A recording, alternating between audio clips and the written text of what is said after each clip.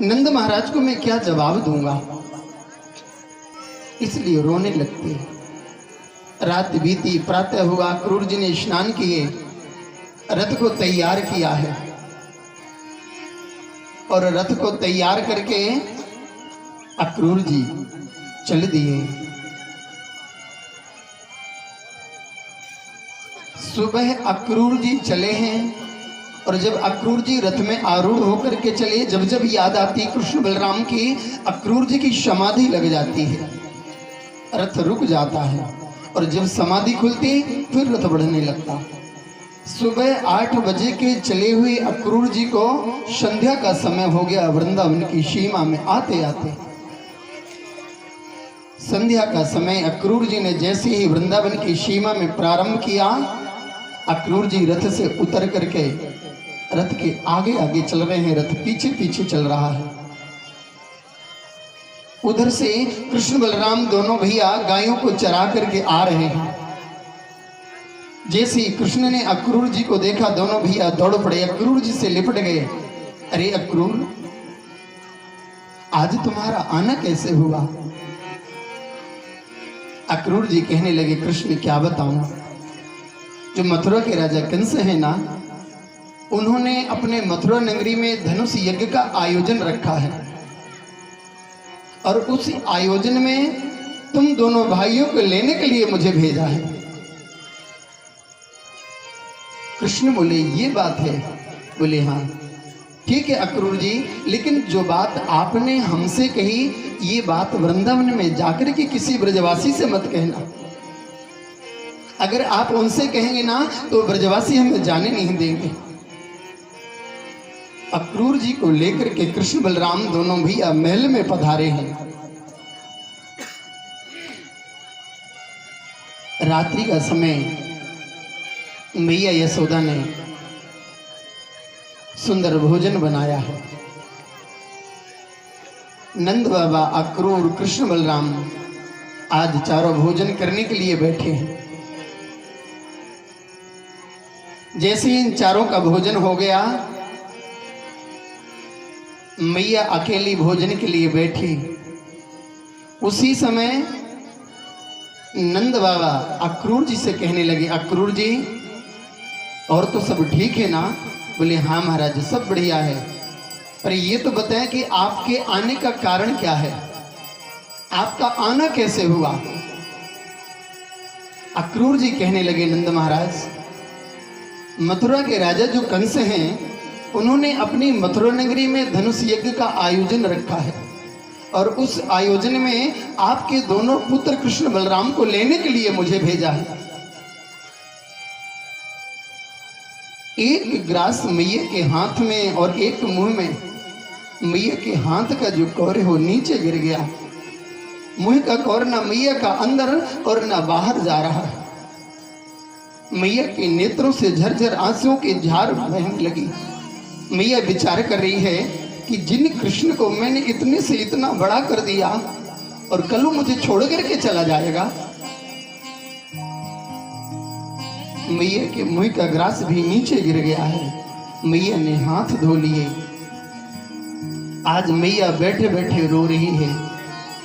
मैया को नींद नहीं, अर्धरात्रि का समय है। कृष्ण ने सोचा कि कल तो मुझे अक्रूर जी के साथ मथुरा जाना है, तो मैया के पास जाकर के थोड़ा सा सो लूं। जैसे ही रात्रि में कृष्ण मैया के पास पहुंचे, जाकर के देखा आज मैया का बिस्तर खाली पड़ा है।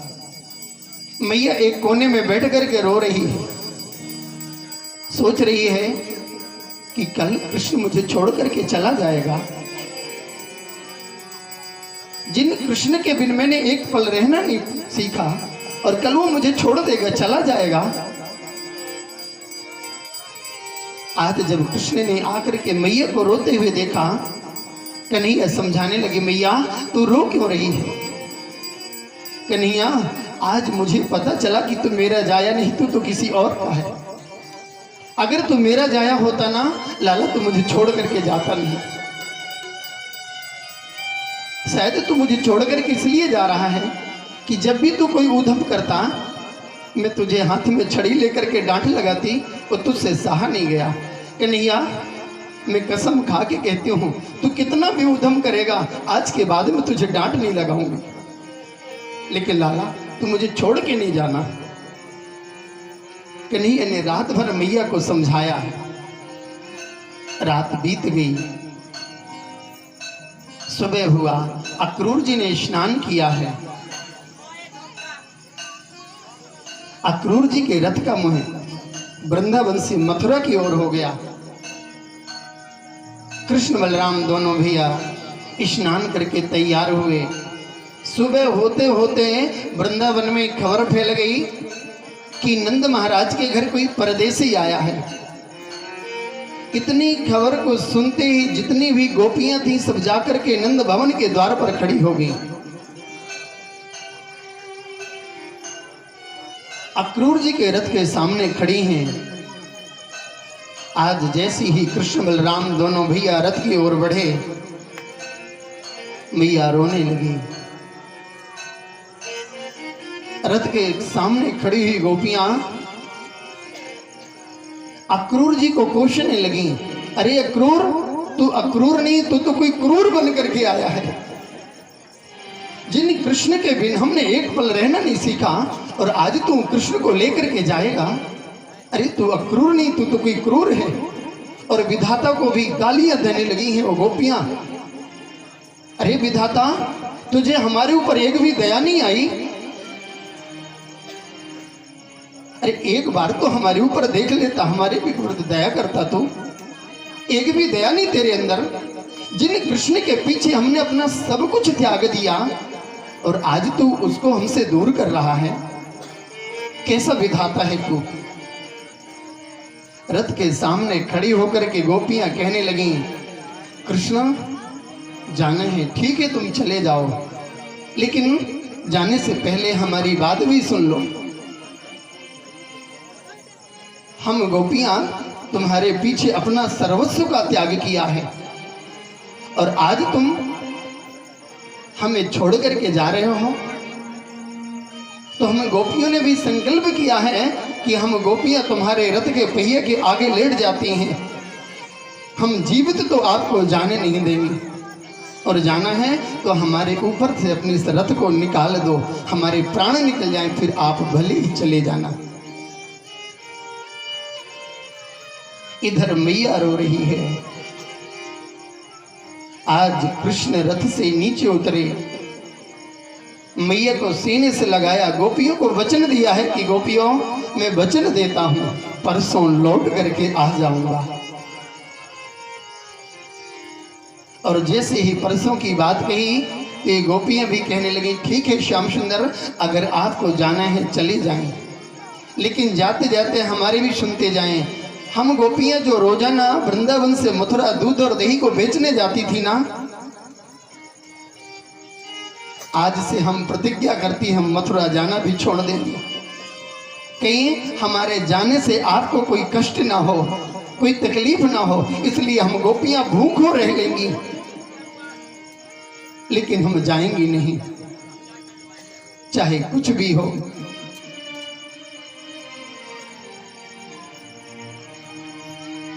आज जाती हुई कृष्ण ने वचन परसों का दिया है।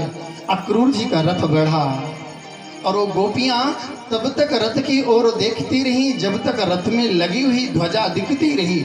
अपलक दृष्टि से गोपियों ने अपनी पलकों को भी नहीं गिरने दिया, इन पलकों को रोक रखा है।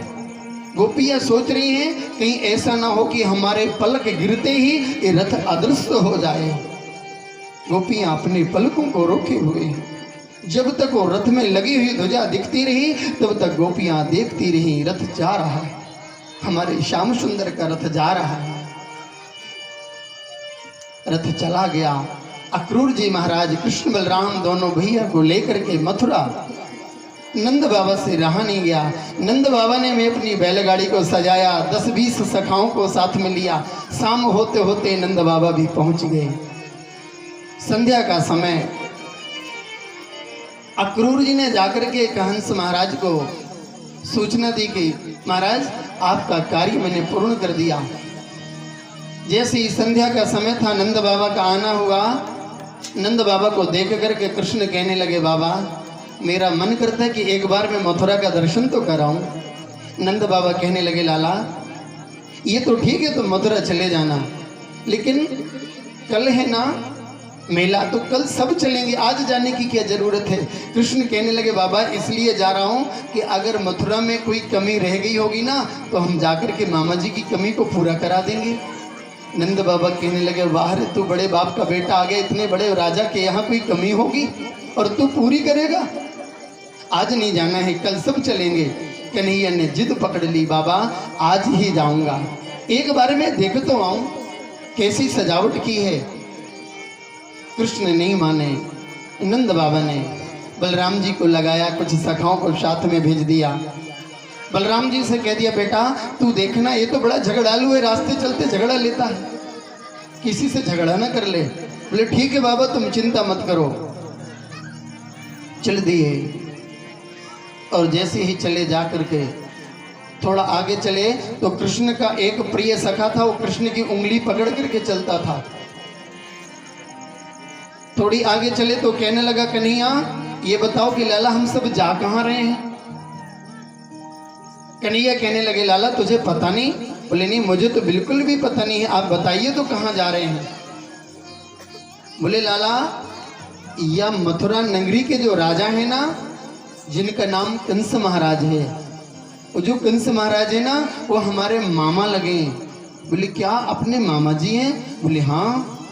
बोले कन्हैया तब तो बात लाला गड़बड़ दिखे। बोले क्यों? बोले इतने बड़े मामा जी के पास ये फटे पुराने कपड़ा पहन के जाएंगे, लाला कोई पानी की ना पूछे। और बात भी सत्य भैया, कौ बड़े आदमी के यहाँ जाएं और फटे पुराने कपड़ा हो तो द्वारी पे लोटा में पानी मिले, शरबत की और चाय की तो पूछे कौन। पानी बड़ी देर में जब 2-4 बार आवाज करे कोई तो पानी मिले। तो बोले कन्हैया अगर मामा जी से स्वागत कराना है ना तो कपड़ा तो ठीक ठाक करने होंगे। कन्हैया बोले लाला या रास्ता में कपड़ा कहां से आए। जैसे ही थोड़े आगे बढ़े तो मथुरा से पहले यमुना के किनारे एक धोबी घाट है। वो धोबी घाट में महाराज कंस के धोबी उनके कपड़ों को धो रहे थे। कृष्ण बलराम से कहने लगे बलराम भैया अगर तुम कहो तो एक बार मामा जी लोगों से राम राम हो जाए। जिस गांव की माता जी हो गांव में तो भैया कोई जाति के हो, सब मामा और दादा बाबा लगे। तो बोले मामा जी लोगों से राम राम कर लें। बोले चलो कर ली जाए। कन्हैया पहुंचे और जाकर के कहने लगे धोबी मामा राम राम। अरे भैया महाराज कंस के धोबी सीधे बोलबे वाले। बोले कहाँ पे आए रो तू राम राम करबे वालो, कौन है? बलराम बोले देख ले कन्हैया यही तो उल्टो है, सीधी उंगली है ना, घी ना निकले तो राम राम करो, ये उल्टो बोल रहा हूँ। कन्हैया बोले अगर बलराम भैया कहो तो एक बार और कर ले राम राम। बोले कर लो। जैसे ही दोबारा राम राम करी सो धोबी मामा मुंगरिया लेके दौड़े। सो कन्हैया ने धोबी मामा की मुंगरिया वालों हाथ पकड़ो, मुंह में एक गुलचा मारो सो मामा जी को आगे को मुंह पीछे। जैसे ही हाल एक को भैया जितने धोबी सारे सबके सब कपड़न को छोड़ के भागे। घाट पूरा खाली, कपड़ा वहीं पे डले। कन्हैया बोले लाला अपने अपने मन के छाटो भी ना। सब सखन ने अपने अपने मन के बढ़िया कपड़ा छाटे। अब कपड़ा तो मिल गए लेकिन एक परेशानी बन गई। जब वो सखा कपड़ा पहन के चले तो झाड़ू लग रही भैया। अब ये सखा बेचारे 2.5 फीट के, कंस महाराज 7 फीट के जब कपड़ा पहने तो सखा बोलो कन्हैया लाला कपड़ा तो ठीक मिले लेकिन अगर ऐसे ही पहन के जाएंगे तो मामा जी ये जरूर कहेंगे कि ये कपड़ा इनके तो है नहीं, या तो काऊ पड़ोसी के मांग के लाए या काऊ की चोरी करके लाए। जैसो लाला ने इनको ठीक ठाक करवा लो। कन्हैया बोले लाला तो बहुत ही परेशान करे, पहले कपड़न की परेशानी अब ठीक ठाक कराओ। थोड़ी आगे बढ़े देखा दर्जी का घर मिला, उससे निवेदन किया, दर्जी ने कपड़ा बढ़िया ठीक ठाक कर दिए। अब कपड़ा हो गए। अब सखा थोड़ी आगे चला और कहने लगा कन्हैया लाला कपड़ा तो बढ़िया है लेकिन एक बात की कमी है। बोले कहाँ है? बोले अगर कन्हैया हमारे गले में माला और डलती फिर तो कह नहीं कहा तो। बोले माला कहाँ से मिले? जैसे ही थोड़े बढ़े तो देखा कि सामने से एक माली माला लेकर के आ रहा था। तुरंत वह सखा ने कन्हैया की उंगली दबाई, लाला देख काम बन गया, तूने एक बात तो कर ले। कन्हैया बोले कहा तुम्हारे बाप को धराए दो नहीं माला पहना है। अरे बोले नहीं, पूछ ले, कह देगो तो ठीक है, और नहीं फिर इतने हैं सारे की सब लूट लेंगे, पूछ तो तू।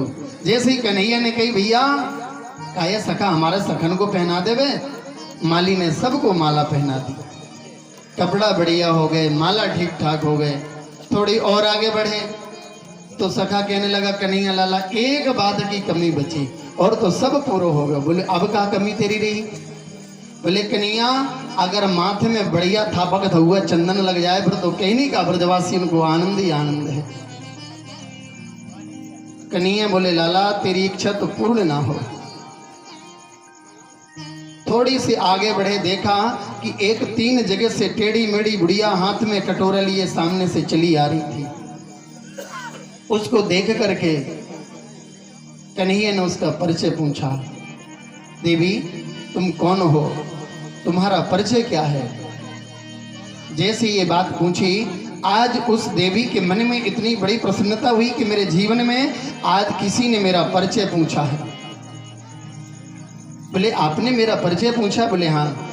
तुरंत अपना परिचय देने लगी, कहने लगी महाराज दास्यास्महं सुंदरकंस सम्मिता त्रिविक्रनामा ह्यनुलेप कर्मणि। महाराज मैं कंस की दासी, मेरा नाम त्रिवक्रा है। बोले ये तो देवी आपका परिचय हुआ, लेकिन ये जो हाथ में कटोरा है इसमें क्या है? तो कहने लगी मदभावितम भोज रते प्रियम। महाराज मेरे हाथों के द्वारा जो घिसा हुआ चंदन है ना, महाराज कंस को बड़ा प्रिय लगता है, इसलिए मैं नित्य अपने हाथों से घिस करके महाराज कंस को चंदन का लेप करने जाती हूँ। उस सखा तुरंत उंगली दबाने लगा, लाला इसी की तो जरूरत थी ना, नेक पूछ ले मैया थे। कन्हैया बोले मैया तो एक काम करो, काया हमारे सखन को चंदन लगाओगी, एक बार इनको लगा दो फिर जाके घिस के महाराज को लगा दीजो। वह मैया ने सभी सखन के माथे में बढ़िया सुंदर चंदन को लेप कियो। जब सखन के माथे में चंदन को लेप हो गयो, अब लेप होने के बाद में जैसे ही कृष्ण के अंग का स्पर्श किया है, कृष्ण के अंग का स्पर्श करते ही वो मैया के भाव बदल गए। वो मैया कहने लगी प्रभु मेरा मन करता है कि आप मेरे घर चलें। कन्हैया कहने लगे अरे तुम मुझे अपने घर ले जाके क्या करेगी? बोले अपना बना करके रखूंगी। बोले क्या बनाएगी? बोले वही बना के रखूंगी। बोले बुढ़िया तो को अपने से ना लगे कि मैं बालक और तू बुढ़िया अपनों बना के क्या करेगी? नेक को ठीक ठाक सो अपने बराबरी को ढूंढे तो मुँह बालक को कहा अपने बनाएगी? बोले नहीं मेरे तो मन करेगी तुम हमारे घर चलो। बोले ठीक है। कन्हैया बोले ठीक है कोई बात नहीं, तो निक पास में आओ। जैसे ही पास में आई तो प्रभु ने अपने चरण से उसके पैर को दबाया और दबा करके करेण बामेन सलील मुद्धतम, बाएं हाथ की ये 3 उंगलियां उसके थोड़ी पे लगाई, दाढ़ी पे, और दाढ़ी पे लगा करके एक झटका लगाया, सर्वांग सुंदरम दिव्यम, एकदम सुंदरता को प्राप्त हो गई। जो 3 जगह से टेढ़ी मेढ़ी थी ना, सीधे डंडे की भांति हो गई। अब तो पीछे पड़ गई, अब तो आपको चलना पड़ेगा ना, अब तो मैं आपके योग्य हो गई हूं, अब तो चलेंगे। कृष्ण बोले देवी आज नहीं, आपकी इच्छा हम जरूर पूर्ण करेंगे, लेकिन आज नहीं जाना है। कुब्जा के ऊपर भगवान ने कृपा की है, आगे को बढ़े। जाकर के महाराज कंस के द्वार पर पहुंचे हैं और महाराज कंस ने पहले से ही अपने द्वार पर 2 हाथी बांध रखे हैं और उन हाथियों को मदिरा पिला दी। मत वाले हाथी बंधे हुए हैं। जैसे कृष्ण बलराम दोनों भैया प्रवेश करने लगे, वो हाथी मारने के लिए दौड़े। बलराम बोले कन्हैया लाला बच के रही हो, मामा जी ने स्वागत में पहले से हाथी बांधे और भीतर तो पता नहीं क्या हो। जब द्वार में स्वागत में हाथी है तो भीतर की तो अभी कोई देखी ना। जैसे हाथी मारने के लिए दौड़े, दोनों भाइयों ने एक एक हाथी के पैर पकड़े और घुमा करके पटक दिया। उनका भी उद्धार हुआ। बोलो कृष्ण चंद्र भगवान की। जैसे ही अंदर पहुंचे हैं, प्रवेश किया, देखा लाखों नर नारी, असंख्य नर नारी वहां बैठे हुए हैं। एक सुंदर आसन लगा हुआ है, बहुत बड़ा मंच बना है और उस मंच के ऊपर एक बहुत ऊंचा सिंहासन, उस सिंहासन पर महाराज कंस